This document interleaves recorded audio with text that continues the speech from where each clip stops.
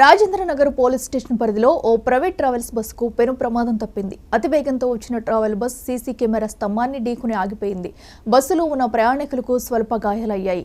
Bus driver నిద్రమత్తు కారణంగానే ఈ ప్రమాదం జరిగినట్లు ట్రాఫిక్ పోలీసులు భావిస్తున్నారు.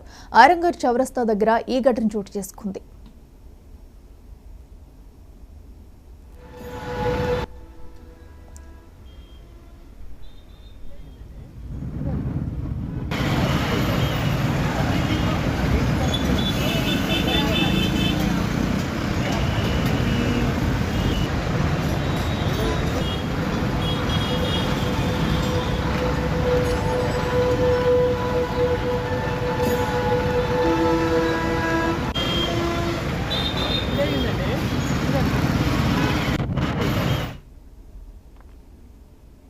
కేంద్ర హోం సహాయ మంత్రిగా